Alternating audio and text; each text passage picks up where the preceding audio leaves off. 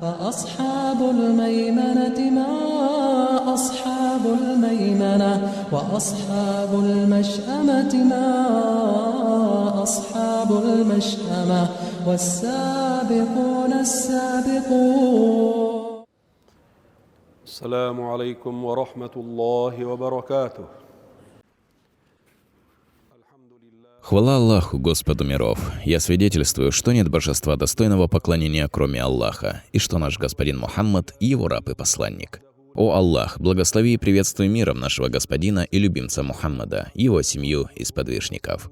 О рабы Аллаха, я завещаю вам и своей грешной душе бояться Всевышнего Аллаха. Бойтесь же Его и повинуйтесь Ему, ведь поистине Аллах с теми, кто богобоязнен и кто творит добро. Дорогие мусульмане, месяц Рамадан подходит к концу, словно он наступил только вчера. Закончились первые 10 дней, и вторые 10 дней подходят к концу. В сегодняшней проповеди мы расскажем о том, как посланник Аллаха, мир ему и благословение Всевышнего, и его сподвижники встречали последние 10 дней Рамадана, и какое усердие проявляли в этот период. Посланник Аллаха приумножал поклонение в месяц Рамадан, а в последние 10 дней он проявлял еще больше пыла и усердия. Айша, да будет доволен ею Аллах, говорит: посланник Аллаха проявлял в последние 10 дней такое усердие, которое не проявлял в другое время. Он бодрствовал все эти ночи и оживлял последние ночи Рамадана. А если и засыпал, то, как он сам сообщил, спали его глаза, а не сердце, ибо сердце его не могло быть даже на миг беспечным от поминания Всевышнего Аллаха. Айша, да будет доволен ею Аллах, рассказывает: когда наступали последние 10 дней Рамадана, посланник Аллаха оживлял ночь и будил членов своей семьи. В эти ночи он не позволял своей семье долго засыпать, и его не охватывала жалость к ним. Напротив, он будил их для поклонения и служения Творцу, ибо знал, что в этом и заключается большая милость и благо по отношению к ним. Айша продолжает: он усердствовал и потуже затягивал нижнюю часть одежды. В шариате есть такое поклонение, которое называется и'тикаф.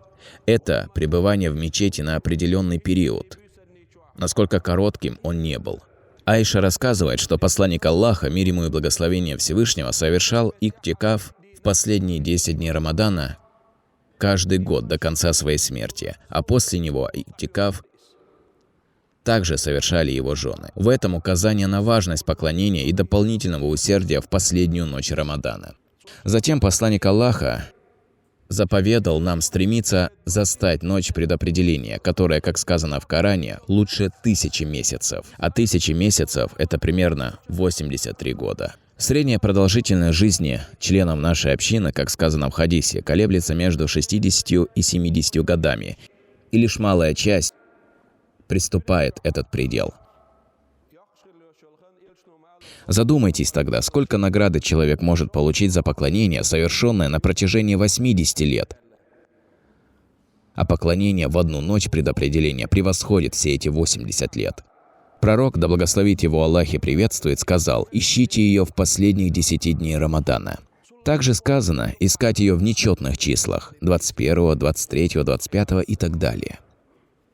Сказано также, что в нечетные числа последних 7 дней есть наибольшая вероятность наличия этой великой ночи. В некоторых хадисах сообщается, что это 27-я ночь Рамадана. Но изучив и сопоставив все хадисы на эту тему, ученые пришли к заключению, что она может оказаться в любое нечетное число последних 10 дней. А 27-я ночь, по мнению большинства ученых, самая вероятная ночь из всех. Всевышний Аллах скрыл ее точную дату от своих рабов.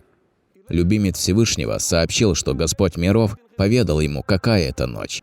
И когда он отправлялся в мечеть сообщить ее своим сподвижникам, он увидел 2 спорящих сподвижников, по причине чего дата этой ночи с того дня была скрыта от мусульманской общины. Посмотрите, к каким пагубным последствиям приводит спор.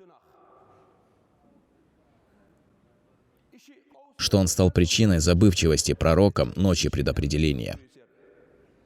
Однако, в сокрытии данной ночи заключена великая мудрость Всевышнего Аллаха. Ведь если бы он сообщил о ее точной дате, то люди приложили бы все усилия в эту ночь. а в остальные ночи проявляли бы слабость, беспечность и нерадивость. Это ночь, в котором Господь миров внемлет мольбам своих рабов и выполняет их нужды, поэтому столь важно для верующего использовать этот шанс для взывания к Творцу и мольбы. Это великая ночь, в которой также был ниспослан священный Коран и внушено божественное откровение посланнику Аллаха, мир ему и благословение Всевышнего.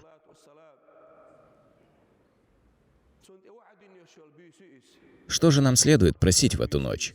Если человек будет выстаивать все 10 ночей, то он непременно застанет ночь предопределения, а ее время начинается с заходом солнца до утреннего намаза. В эти 10 ночей желательно произнести слова мольбы,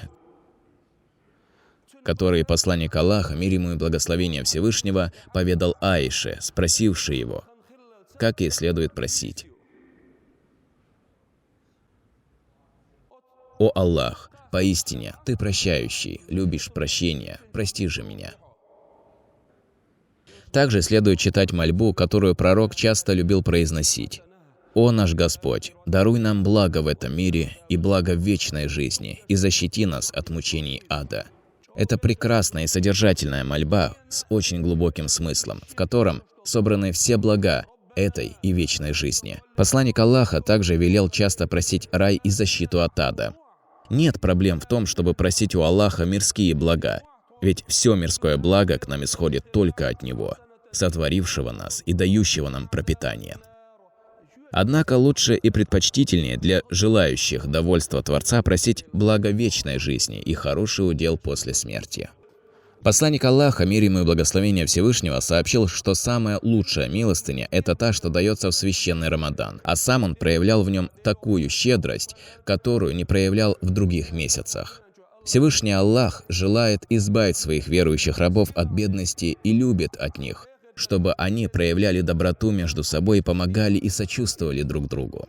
Вот почему он возложил закат-уль-фитр на мусульман, чтобы и бедные, и богатые в праздник Ид-аль-Фитр одинаково улыбались, ликовали и чувствовали себя счастливыми, чтобы бедные не ощущали потребность в имуществе в этот день и могли насладиться праздничной атмосферой.